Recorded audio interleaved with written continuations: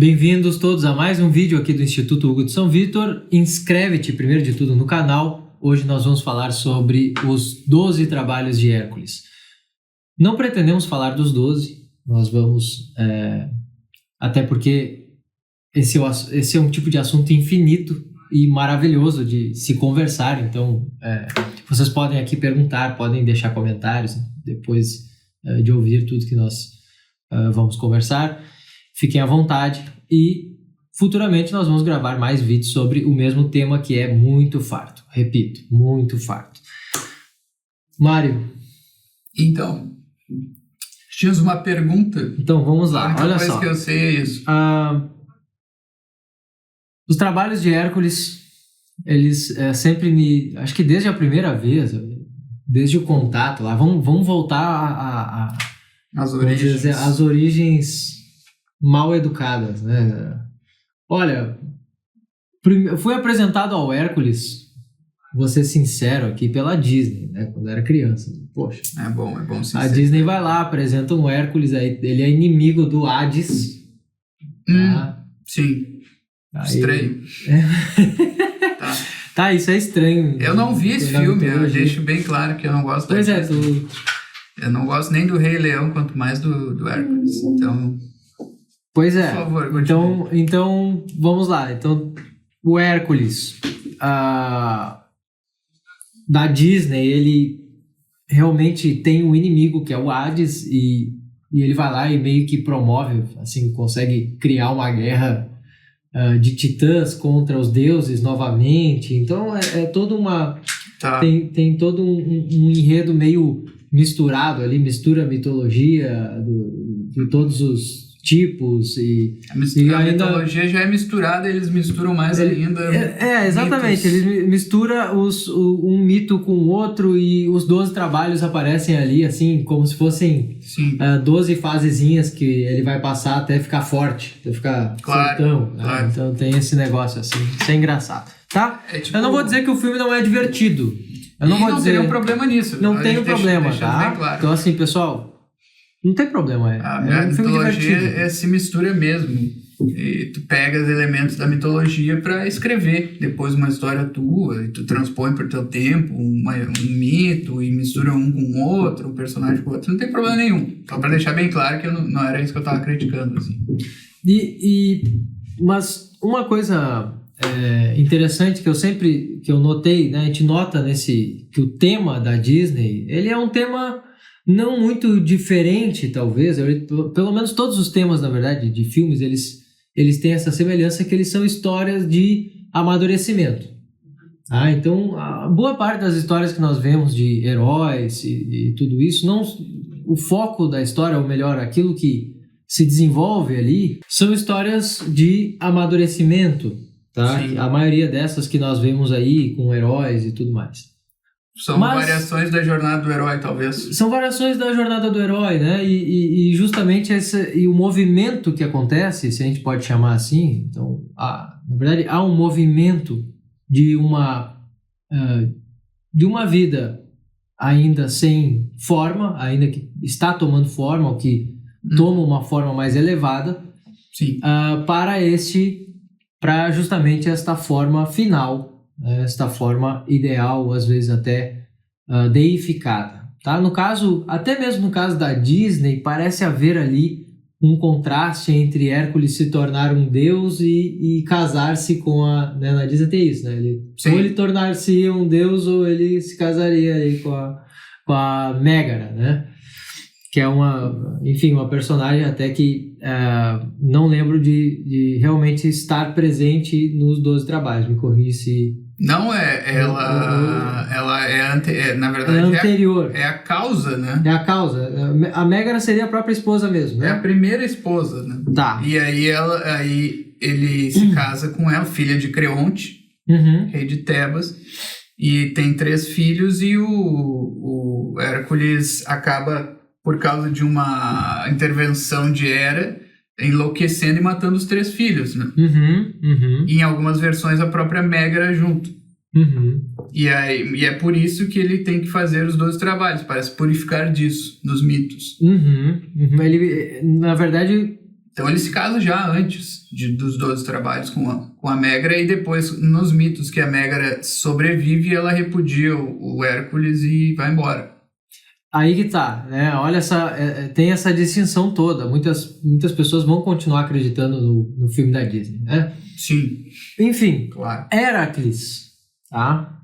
A história, o mito de Hércules, ele realmente, dos 12 trabalhos, ele realmente tem toda uma complexidade e que envolve as fases, essas 12 fases, e nós vamos agora, né, falar do que realmente tem nesses 12 trabalhos, ou que realmente tem no todo disso, e que história é essa, tá? Eu acredito também, essa é uma jornada, tá? É realmente uma jornada de um herói. Ele se torna, ao fim de tudo isso, um deus. E eu acredito que quando o Joseph Campbell inventa ou descobre ou alguma coisa, a teoria, um dos principais mitos a que ele recorre para isso é o dos 12 trabalhos de Hércules. É o dos 12 trabalhos de Hércules. E do próprio Hércules como um todo, até porque são 12 fases que tem no processo ali da jornada do herói dele. Então não é à toa. Não é à toa que... Não é por nada não que ele escolhe os 12 trabalhos. Que tem 12 etapas, e o Hércules é claro, um dos maiores arquétipos disso. Desse herói que tem a queda e tem que se redimir no final, muitas vezes por um sacrifício, que acontece com Hércules. Ele se auto-sacrifica, na verdade, depois de várias tormentas pelas quais passa na vida. Certo. E aí, o que mais me chama atenção ainda até hoje é que há inúmeras interpretações. Sobre as partes, né, sobre cada um dos trabalhos. Sim. Então, cada um dos trabalhos é recheado de símbolos que nós podemos realmente captar com certa precisão numa análise, porque são símbolos muito utilizados na literatura antiga, tanto na literatura grega quanto na literatura hebraica, por exemplo, né? Quanto na literatura do Antigo Testamento. Nós vamos ver, por exemplo, ali a corça, tá? Nós vamos ver o leão, nós vamos ver o símbolo do leão, por exemplo, em Sansão, nós vamos ver algo parecido em Sansão. Perfeito. Uma das fases, dos episódios de Sansão é justamente esse. E depois Sansão, eu não sei se ele toma para si a pele do leão, mas eu sei que em algum momento ele come, ele encontra a carcaça do leão, ele encontra a carcaça daquele leão que ele havia matado. Sim. Com um favo de mel dentro daquela carcaça, em que ele até recolhe mesmo aquele favo, recolhe aquele mel e come. Sim. Isso parece assim quase como uma transformação daquilo, ou às vezes até como um espelhamento do mesmo símbolo, né, do leão e do mel. Chama a atenção que é como que a primeira aprovação também de Sansão, assim como é do Hércules. Tradicionalmente. Sim. Isso é interessante que, enfim, nós vamos nos restringir hoje, vamos nos limitar hoje a falar principalmente do primeiro e do segundo trabalho, embora eu queira comentar também algumas coisas sobre alguns outros trabalhos que me chamam muito a atenção na jornada inteira. Mas, realmente, tá? Sobre os 12 trabalhos, Mário, tu acha que realmente a gente tem um caminho espiritual bastante complexo, um caminho que pode ser vivido? Eu não sei se tu tens alguma informação a mais, eu sei que tem alguma ideia, realmente tem algum passado iniciático nisso. Sim. Tá? Tem realmente algum tipo de culto que envolve os 12 trabalhos, né? E não só cultos, mas assim, processos que envolvem os 12 trabalhos. Tu conhece alguns desses processos? Já ouviu falar assim com certeza de alguns deles? Sim, tá. Então, antes até disso, de entrar propriamente, só quero trazer também como tu fizeste assim, a minha experiência com isso, porque eu também fui tocado desde o início por essa história, por algum motivo. Digo desde o início, desde a infância, obviamente. E eu devo ter entrado em contato com ela por algum gibi da Disney, gibi daí, né? Uhum. Quadrinhos. Que provavelmente era algum personagem ali, o Pato Donald ou o Mickey, fazendo às vezes do Hércules, ou como eu prefiro até Heracles, certo? E aí passando pelos 12 trabalhos, e aquilo, de fato, ele é imediatamente impactante por algum motivo. Eu não sei se é a questão de 12 trabalhos, se tem a ver também com esse negócio de, é como um joguinho de videogame, que tu tá passando de fase, tu tá ganhando força. Sempre tem isso. Na verdade, no mito não fica tão claro que o Hércules esteja ganhando mais força conforme progride, mas... Eu abri um parênteses aqui de que, na verdade, o que não fica claro que Hércules está ganhando essas forças, né? Essas forças não são explicitadas com seus nomes, sim, ou mesmo psicologicamente, né? Porém, elas aparecem, isso fica bastante nítido, aparece no ganho de ferramentas. Sim. A cada trabalho que Hércules faz, pelo menos em alguns principais, ele adquire ferramentas daquilo que ligam aquele trabalho a outros com uma certa semelhança, que tem certa semelhança. Exatamente, tá ganhando equipamentos. Né? Ele vai ganhando equipamentos, vai ganhando vantagens. De joguinho de videogame, assim. E é verdade. Mas, então, começa isso, né? O Hércules, desde o começo, o Hércules é um cara muito forte. Ele é fora da curva nesse sentido, ele sempre é forte, ele não tem um momento em que ele adquire a força dele, que ele, sei lá, como Capitão América, assim, que era um cara fraquinho, e aí toma uma poção lá e vira um cara forte. Não, ele sempre é forte, desde criança ele domina, quando criança ele domina as 2 cobras que havia enviado para matá-lo.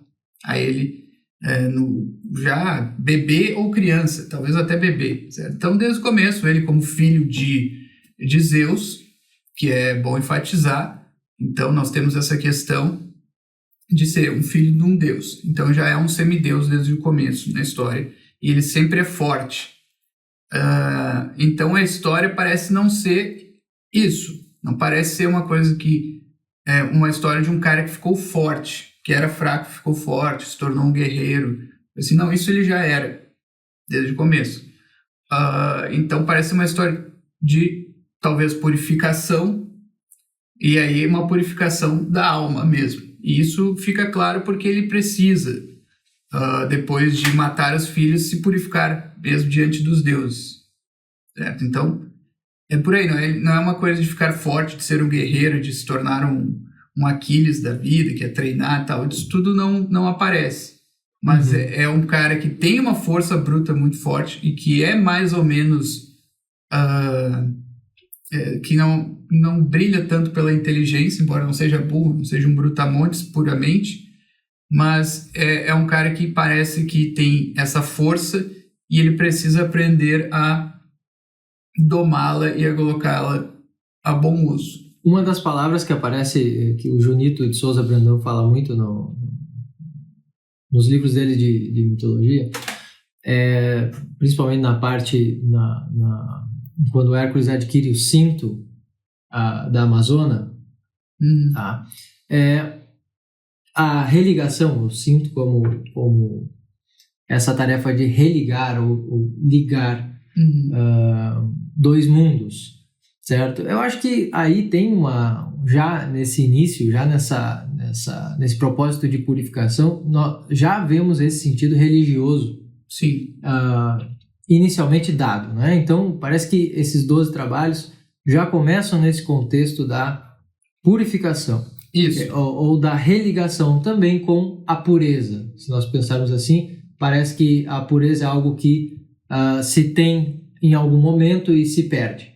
Aí tá. E deixa só trazer aí. Quando a tua pergunta mesmo, quando tu pergunta se é algo espiritual. Aí nós vamos ter que voltar um pouco na história, desde o começo. Mas eu não diria espiritual para começar a tratar essa questão. Sim, para nós que somos cristãos hoje em dia, não sei se nós viríamos como espiritual. Acho que para os gregos, sim. Mas não é o mesmo sentido da palavra espiritual. Não é o mesmo sentido de espiritual. Então, sim, tá, nós podemos falar que existe uma purificação da alma no cristianismo, e ali nós estamos falando de uma purificação também. Mas acredito que não seja bem a mesma coisa, embora não seja totalmente diferente, não seja certo. A finalidade, ela se aproxima muito, porque nós podemos falar no cristianismo uma espécie de teoses, se fala isso no cristianismo ortodoxo, se fala de deificação. Deificação. Sim, mas aí é algo que tu tens de te conformar a Cristo e chegar naquele nível de São Paulo, de não sou eu que vivo, é Cristo. Mas é Cristo que vive em mim. Certo? Então, tudo bem, existem vários paralelos interessantes que talvez o pessoal que esteja ouvindo esteja fazendo na mente, tá? Mas eu quero deixar bem claro que eu acho que não é bem a mesma coisa. Aliás, eu tenho certeza que não é bem a mesma coisa. Pode se aproximar, há momentos que se aproximam, sim, tá? Mas aí voltando na história, tá? Porque desde o começo, o que nós vemos desde o começo na história do Hércules? E eu digo Hércules aqui porque é importante, pelo nome dele. Que na verdade é Alcides. O nome original dele é Alcides, né? E ele é filho, então, de Alcmene com Zeus, certo? Então, ele é um filho de um deus e, no mito, o anfitrião, então, o pai adotivo, ele é, de alguma forma, enganado, né? E, por algum tempo, no mito, ele acredita que Hércules é o seu filho, mas ele tem algumas dúvidas por causa que, quando ele chega em casa, a mulher dele estranha que ele está contando as mesmas coisas que ele já tinha contado na noite anterior, só que não era ele, era o Zeus, certo? E, bem, isso não é tão importante assim, mas o que é importante é o seguinte: desde o começo ele tem uma oposição ferrenha de Hera. Sim.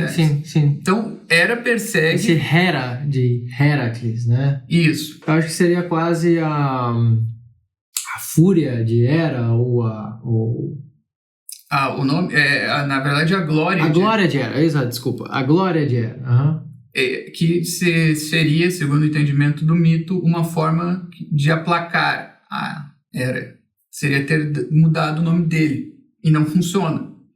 Tá? Mas ele passa a ser chamado de Heracles depois de um tempo, quando se nota que Hera está por toda a lei tentando matá-lo.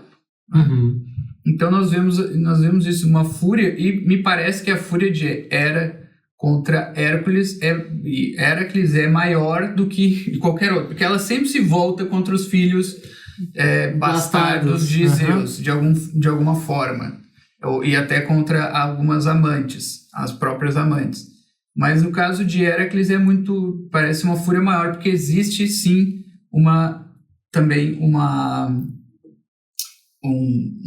um oráculo que diz que Hércules iria ser um grande rei da Grécia, e seria então um filho bastardo de Zeus, e ela então se enfurece por isso, né? E daí nós vemos desde o começo essa oposição. E aí nós vamos ter que voltar um pouco. Eu sei que voltar um pouco, ou melhor, entrar um pouco adentro no simbolismo das coisas, tá? Que talvez o pessoal se perder um pouco, certo? É normal, você nunca ouviu falar dessas coisas de simbolismo.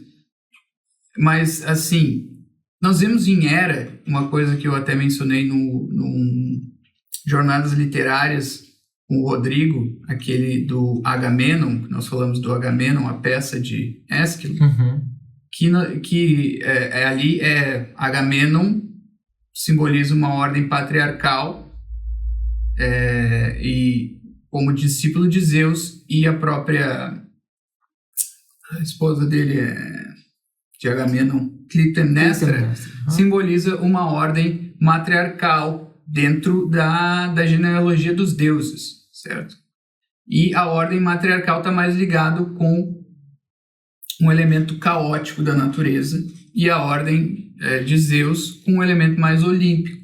A ordem caótica no sentido até de criação. Até da criação. Algo que pode criar algo novo. Sim, também, exatamente. Mas é que cria algo novo, vamos dizer.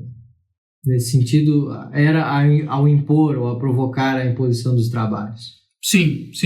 Exatamente. Ela perseguindo Heracles acaba, de alguma forma, contribuindo para o desenlace aquele mesmo que era para acontecer, segundo os oráculos. Exatamente. Mas isso, então, a ordem matriarcal está ligada com deuses mais caóticos da natureza.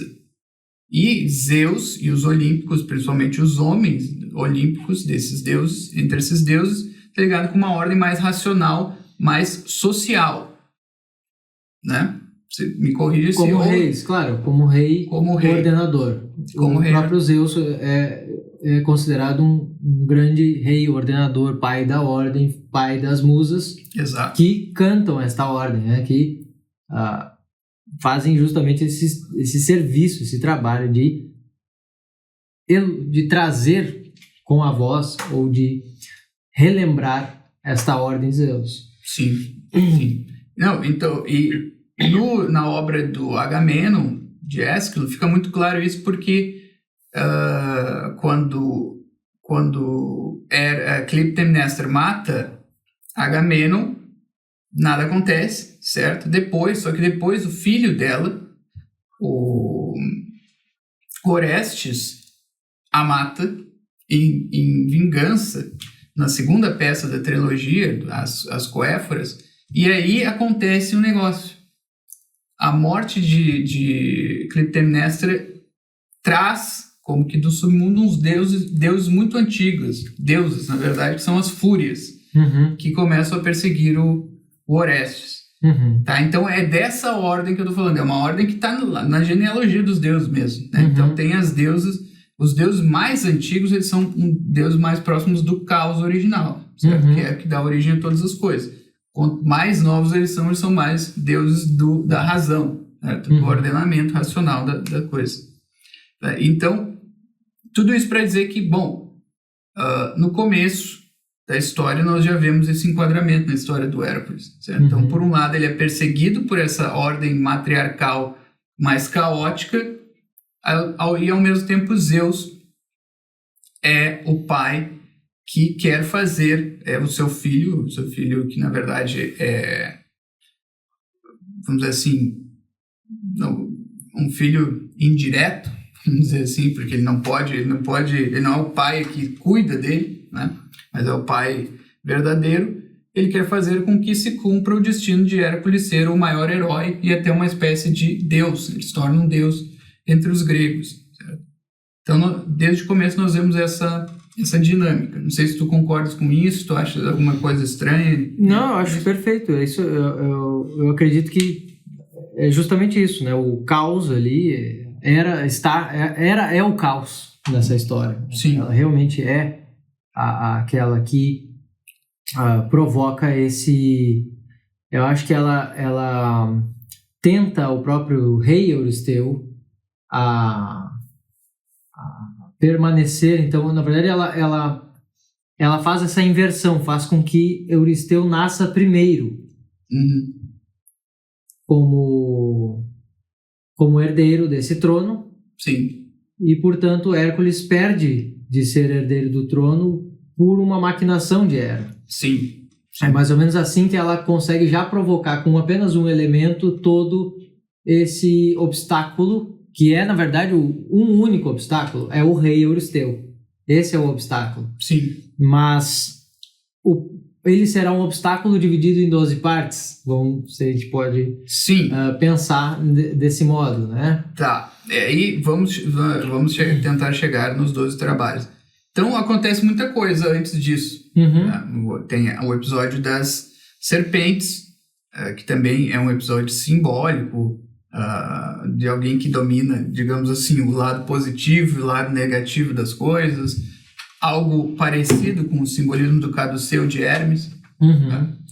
Então, é um eixo, caduceu é um eixo onde as duas potências ativas e passivas estão se entrelaçando, mas de um modo ordenado. E a gente pode pensar nas fases da infância, adolescência. Sim. E eu acho isso importante, né? Olha, é justamente nessa fase que as crianças aprendem, se a gente for pensar assim, aprendem a ver uma coisa em seu todo. Não só uma coisa como má, ou como boa, como estranha, ou como feia, mas começam a fazer as suas primeiras análises, as suas lises, suas quebras, e poder então dividir as coisas em partes e compreendê-las, podendo formar um todo ou não, mas compreendê-las em seus opostos principalmente. Eu acho que tem uma coisa bem ligada à infância mesmo, não é à toa que isso é algo que acontece na infância de Hércules. Que é a emergência da razão também. A razão é que separa, tem isso aqui é bom, isso aqui é ruim. Eu vou pegar isso aqui e vou ficar com também isso aqui. Tem, exato. Então, e também nós vemos nisso uma prefiguração de Hércules que vai ter que então dominar por um lado o lado olímpico, racional, e o lado representado por ela, e a Hera, que embora também seja uma olímpica, ela representa o lado matriarcal mais caótico das paixões. E aí nós vamos entrar também nessa questão da alma, né? Quando nós falamos de então purificação, o que nós estamos falando? Propriamente falando, é isso. Por um lado, o homem tem paixões, ele sente paixões e as paixões o impelem. Por outro lado, tem a razão, e a razão tem que olhar essas paixões e esses movimentos que elas estão tentando fazer e julgar se é bom ou não, né? E aí tomar uma decisão de fazer ou não. Então, por um lado tem um homem que segue as pulsões da razão, vamos dizer assim, um arquétipo, o homem que segue as pulsões só segue pulsões das paixões, e tem um homem que é racional. Às vezes pode ser até racional demais, querer racionalizar demais as coisas, ser um cara meio bitolado, assim.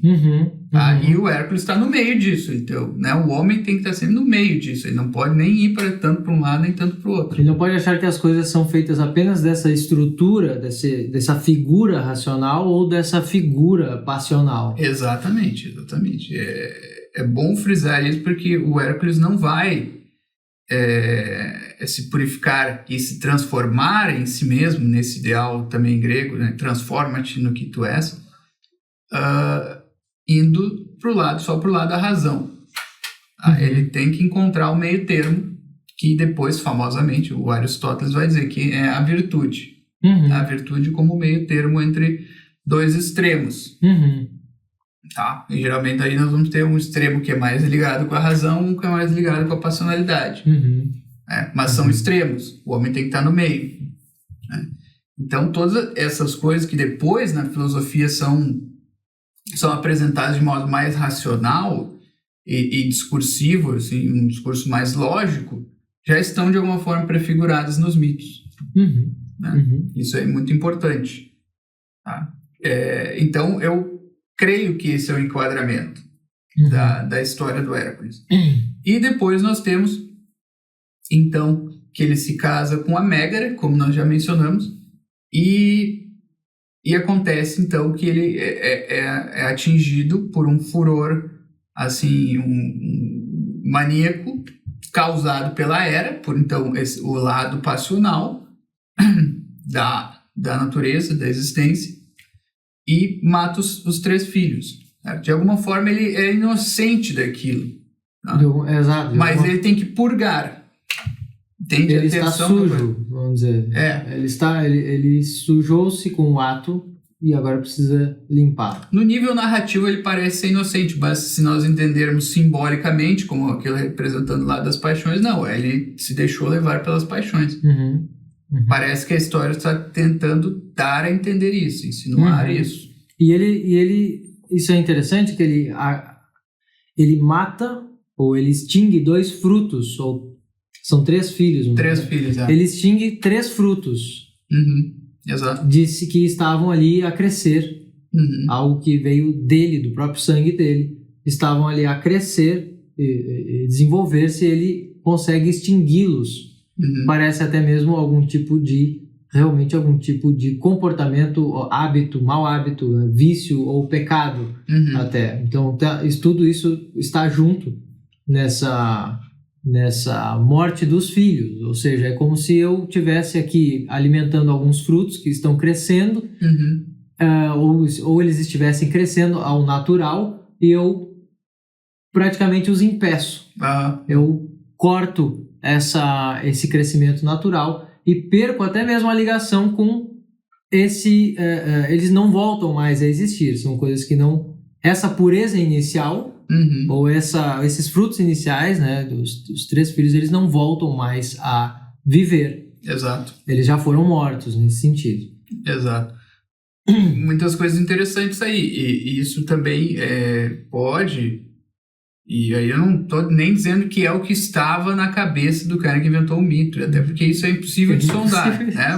O mito, ele se atualiza em nós e aquilo que ele nos ensina por algum processo mais ou menos enigmático. Mas, por exemplo, isso pode simbolizar também algo que um desenvolvimento de vida, até talvez virtuoso, ou pelo menos natural, que o pecado, ou o ato, o erro moral, destrói. Nós podemos, e isso não acontece muito na nossa vida, nós estamos ali tendo uma vida de oração e tal, não sei o que, tá, as coisas estão indo bem, de repente a gente vai fraquejando, se deixa levar e cai. E tem que ir lá confessar e começar tudo de novo. Isso é uma experiência, acredito que normal, assim, na vida do homem. Somente quem não é santo. Então está sempre tendo que recomeçar desde o começo. Não desde o começo, mas recomeçar tudo de novo, um processo agora. De novo aqui e tal. Retomar a vida de oração que eu deixei um pouco para trás em algum momento. E assim vai. Então, bom, pode querer dizer isso também, mas o que tu apontaste também é interessante. E aí é isso que leva o Hércules a começar os 12 trabalhos, porque daí ele entra em contato com o oráculo de Delfos, se eu não me engano. Sempre o oráculo de Delfos. E o oráculo, então, diz que ele tem que se apresentar a esse tio dele, o Eurystheus. Na verdade, primo dele. E aí tem que se apresentar lá e ver o que ele precisa fazer. E esse primo, então, também, ele de alguma forma é informado por Hera que ele tem que, então, apresentar os 12 trabalhos para que o Hércules acabe morrendo, né? Que é uma forma indireta de matá-lo, já que a Hera parece que não consegue acertá-lo diretamente com as forças dela, então ela vai propor esses trabalhos, são praticamente impossíveis de se fazer, para que ele morra, então, indiretamente, mais ou menos de causas naturais, assim. Ele vai lá enfrentar um leão, morreu. Né? E é assim que começa. Né? Depois nós temos o primeiro trabalho, então. Sim. Vamos só falar pelo menos do primeiro. O vídeo nós já estamos gravando há bastante tempo. Sim. Vamos deixar um pouco mais para talvez fazer um segundo bloco sobre a Hidra. Sobre a Hidra de Lerna, mas vamos falar um pouco primeiro. Vamos terminar aqui pelo menos com o Leão de Nemeia. Certo. Antes disso, só dizer que me parece, mas aí é algo que eu ainda preciso meditar um pouco, que os 2 primeiros trabalhos são mais ou menos paradigmáticos, assim. Então nós temos, digamos assim, o primeiro trabalho diz respeito à ordem racional, o segundo diz a ordem passional, e aí como que um vai mais ou menos, pelo menos no esquema mental que eu formei, um deveria ter essa alternância. Primeiro resolve um problema de tipo racional, depois um problema de tipo passional. Vamos dizer que 6 de cada tipo. Lembrando que o primeiro é o Leão de Nemeia e o segundo a Hidra de Lerna. Sim. Tá? O Leão de Nemeia, vamos lá. No Leão de Nemeia, Hércules não consegue acertar o leão. Ele precisa, então, esse leão estava afrontando algumas vilas, algum vilarejo em Nemeia, e as pessoas não sabiam mais o que fazer quanto àquilo. O rei diz a Hércules, então, que mate o leão, ou traga talvez alguma prova do leão, né? Traga algo do leão também para provar que ele... Sim, um vestígio de que ele conseguiu cumprir o trabalho, tudo isso. Sim. Hércules tenta acertar o leão de diversos modos, com setas, tenta acertar até com instrumentos o leão, e não consegue perfurá-lo, porque ele tem um couro muito resistente, invulnerável, e no fim Hércules acaba enforcando o leão e dando o famoso mata-leão. Famoso mata-leão. E consegue, então, por sufocamento, matar o leão. Tá? Ou seja, ele não consegue perfurar o leão. Ele não consegue penetrar no couro do leão. Âmago do leão. Ele só consegue, por fora, sufocar. Então quer dizer que tu supões aí uma leitura de razão nesse símbolo leonino. Sim. Ele me parece indicar algo relativo ao orgulho, pelo menos, ou então algo relativo ao apetite irascível de Hércules, certo? Esses símbolos mais afeitos ao símbolo do leão, que é um símbolo que tradicionalmente está associado com o sol, com o mel, inclusive, é por isso que aparece lá no Sansão, certo? Com a força, com o esplendor, com coisas radiantes, assim, e fortes, né? Calor e luz. O leão é sempre associado com o sol e com o rei também. Também todos esses símbolos, rei, leão, sol. Todos eles estão associados, né? Todos eles, vamos dizer, indicam a mesma coisa, o mesmo arquétipo. E ao passo que depois nós vamos ver, né, a Hidra é meio o contrário, ela tá meio que na escuridão, assim. Nós falamos no ouro também? Sim, né? Ouro também, eu não lembro se nós falamos, mas também, obviamente. Então, me parece ter a ver com isso, com algo elevado no homem, né? Um eu, talvez, e o eu em sua arrogância, digamos assim, na sua pretensão de ser algo em si mesmo, assim, a revelia das outras coisas, dos deuses, da sociedade, dos homens, ser algo em si mesmo e se bastar, algo assim, tá? Mas, de novo, aqui nós entramos no terreno da interpretação. Ele é sempre um terreno assim, escorregadio. Ingrato. Ingrato, exatamente. Então, alguém pode olhar para esses símbolos e dizer, não vejo nada disso, ou estou vendo uma coisa totalmente diferente, certo? Mas eu acho que é isso, é uma espécie de luta de Hércules contra o seu eu, que se arroga, né? Que se arroga uma independência, que se arroga uma espécie de... Que se arroga até mesmo para cima das outras pessoas. Sim, direito, um eu que se coloca como um rei perante as outras pessoas. E que, exato, é um leão desgovernado, não é um leão pacificado, não é um leão na sua natureza, é um leão que agora é um leão no meio da sociedade, um leão perdido, fugido da floresta. Até isso é legal que nos desenhos sempre tem essa brincadeira, ou pelo menos se tem esse caos, né, do leão que foge do circo, do leão que foge do zoológico e atormenta uma vila, ou está à solta e pode ser uma ameaça. Então, um leão à solta é justamente isso, né? Hércules, lembrando que cada um desses trabalhos, é interessante notar que Hércules domina esses animais, domina esses símbolos.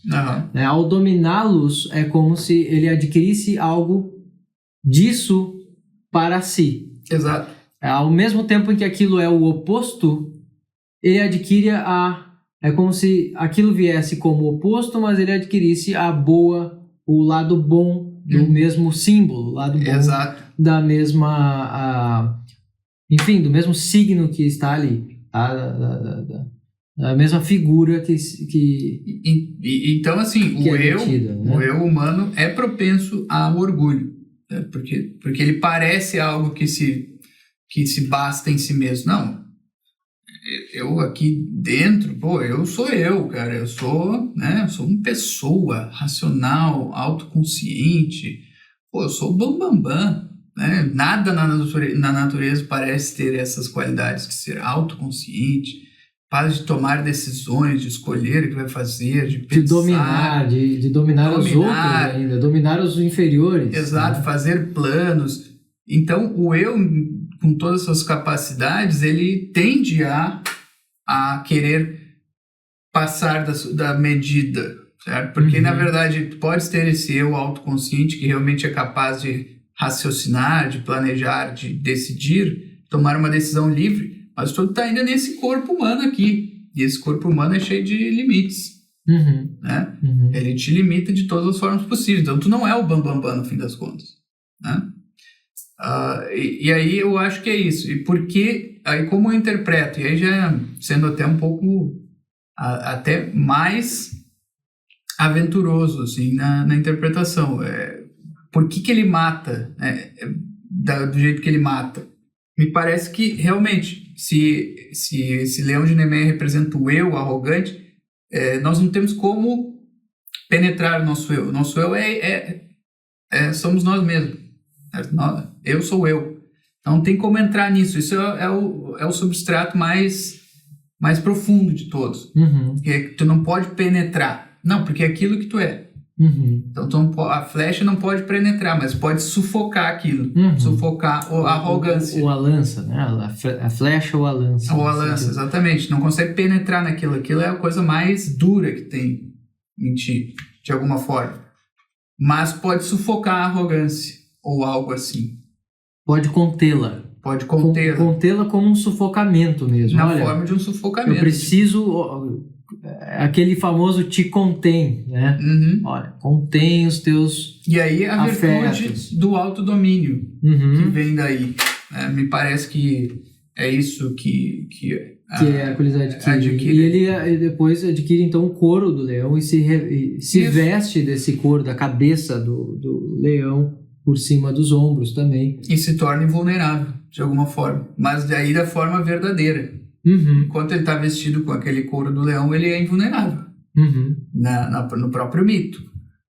Então isso, quando tu controla a tua arrogância, tu tenha a humildade, o autocontrole, o autodomínio necessário no âmbito do eu, aí tu te torna de alguma forma invulnerável, assim, porque tanto faz, olha, as pessoas podem falar, exemplo bobo, né, banal, as pessoas podem falar o que quiserem de mim. Sim, exato. Pronto, eu não tenho, até tenho a ver com os respeitos humanos. Exato. Né? Então, olha, as pessoas podem aqui me ofender, dizer que eu não faço alguma coisa que eu sei que eu faço, ou coisa assim, isso aí tanto faz, eu estou aqui. Tô tranquilo, eu sei quem sou, eu conheço meus erros, eu sei que eu não sou o bambambam da história, eu conheço os meus erros, eu sei onde eu posso cair e tendo a cair. Isso é o sufocar essa arrogância. Então eu sei que eu sou, não adianta, o cara pode falar ali, mas eu tô mais ou menos inabalável no meu autoconhecimento. Também podemos olhar pelo prisma do autoconhecimento aí.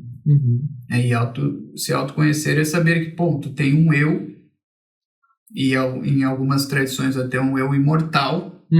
Beleza, isso é algo maravilhoso, mas neste momento tu estás nesse corpo aqui, tu tem a tendência a pecar, tem a tendência a falhar, tu é humano, tu erras em todas essas coisas. Quando o homem tem ciência disso, ele parece que se torna de certa forma vulnerável a muitas coisas que antes o poderiam atingir. Então, fomos um pouco longe demais nessa interpretação. Alguns dirão que talvez, mas eu acho que isso é o legal dessas histórias, desses mitos, que em primeiro lugar não tem ninguém que vai vir dizer aqui que eu estou errado, porque não, fui eu que inventei o mito, tu estás errado. Eu não pensei nisso. Não pensei em nada disso, era só um cara que matou um leão ali. Mas nunca é na verdade. E por isso que o mito perdura. Porque é só uma história de um cara que matou um leão, né? Tá, legal. Eu relacionaria ainda com, por exemplo, com a virtude da fortaleza. Uhum. Na fortaleza no sentido até de... aí, claro, né? Senão não estaria, talvez não estivesse tão associado à razão, mas a uma força, de domínio, né? Uma força dominadora, que o leão poderia simbolizar também. Sim. Tá? Talvez tivessem outros animais, outras bestas melhores para isso, se fosse só realmente a fortaleza. Mas a fortaleza me parece interessante aqui, porque ela também é uma fortaleza para conter os afetos, né? Eu diria que essa fortaleza inicial e esse primeiro trabalho, ele parece assim inaugurar a consciência dos defeitos, dos vícios também. Sim. Acho que a fortaleza, ela também no sentido de olhar para os vícios e olhar para as imperfeições, ela também chega um pouco a isso que nós conversamos, também chega a esse resultado, né? Alguém que agora pode olhar para os seus vícios, alguém que agora pode reconhecer os seus vícios e procurar combatê-los, que é justamente o que me parece, e há interpretações até ali do tal do psicólogo Deal, não sei, Paul Deal, né? Ele dá uma interpretação depois da Hidra de Lerna. Só dando um gosto da Hidra de Lerna, a Hidra de Lerna, ela vive num pântano e ainda nos aparece ali um outro animal, que é o caranguejo. Sim. Ainda aparece o caranguejo gigante ali, o Cancher, né? Então, nos aparece esse caranguejo, ou acho que seria a cancros, né? Cancros. Em grego. E é interessante, né? Aparece esse caranguejo junto da hidra e eles vivem num pântano. Eles têm esses braços, a hidra tem cabeças, o caranguejo tem as patas, né? Pinças. As suas pinças, e tem várias perninhas, caminha de lado e tudo, se esconde no próprio barro do pântano, né? Ou na própria lama do pântano. E todo esse cenário, enquanto o leão de Nemeia está num cenário, me parece, bastante solar e tudo isso... Ele mora numa caverna também. Mas mora numa caverna. O Hércules sempre tem que incitar esses animais a saírem dos seus... Sim. Isso é interessante, né? Também tem isso. Ele sempre faz algum movimento que atrai o animal. Sim. Isso é uma chave para a leitura dos 12 trabalhos. Perfeito. Agora, no pântano, esse terreno pantanoso, esse cenário de pântano, ele nos lembra aquele cenário lúgubre dos filmes também. Eu acho que sempre tem a lua cheia, as árvores, a escuridão, o pântano. Exato. E aquele lugar onde não é possível sequer se mover. Então, uma das interpretações ali, parece que o Paul Deal vai dizer, é que ali estão os vícios mais baixos do homem. Ou seja, ao que parece agora, passado por essa primeira etapa, Hércules olha para os seus vícios mais baixos. Né? Uma interpretação agora direta. Assim. Ele é capaz de olhar para esse lado caótico. Exatamente. De Hera mesmo. Essa coisa lamacenta, essa lama grudenta, até mesmo desses vícios nojentos, dessa coisa que quando nós olhamos nós sentimos nojo mesmo daquilo que nós fizemos. Então ele tem que cortar as cabeças, mas cada uma das cabeças que ele corta, cada uma delas nós temos duas. E ao termos essas duas, então já que vamos cortar as cabeças e vão nascer duas, então talvez o melhor não seja cortar várias de uma vez só, mas cortar uma e cauterizar. É isso que eles vão fazer. Sim. Essas cabeças, para que elas não cresçam, é necessário então queimá-las e cauterizá-las. Para vencer a hidra, é isso que Hércules faz ainda com um parceiro, se não me engano é o próprio Iolau. É o Iolau, E ele faz isso em conjunto. Que é o irmão dele. É irmão de Hércules. Irmão, e esse sim, filho de Anfitrião. É o irmão, também é um arquétipo. Os irmãos, os gêmeos, um um é divino, o outro é humano. Uhum. Castor e Pollux também é um arquétipo nesse mesmo sentido. Uhum. Então, o próprio Hércules atualiza esse símbolo também. O Iolau é o lado humano dele, ele é o lado divino, que tende para o divino.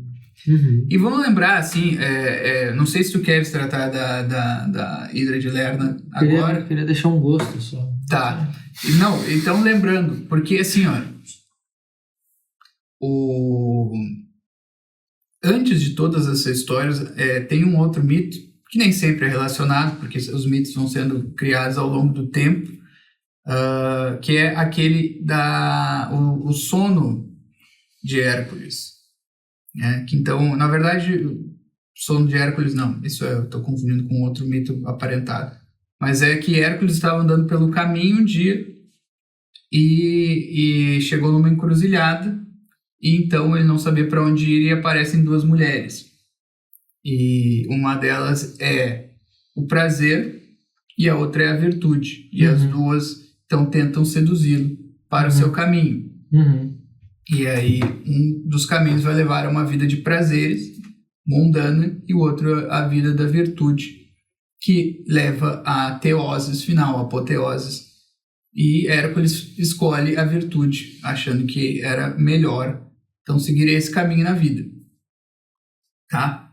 É uma escolha que ele faz ali. É isso que quer dizer. Porque ele vai cometer vários pecados ao longo da vida, vai fazer muitas burradas, assim.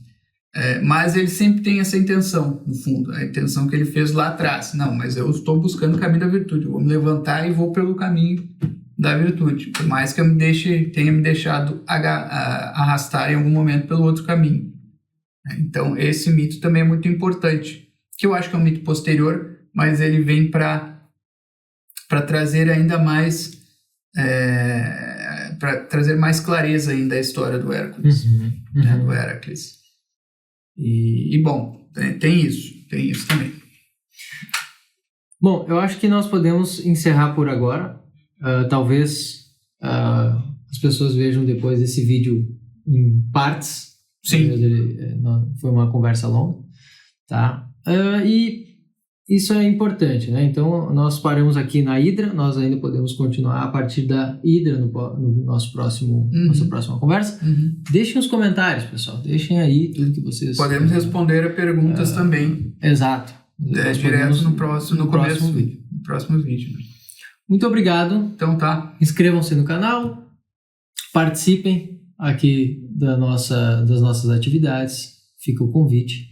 E muito obrigado a todos que permaneceram até aqui. Até a próxima.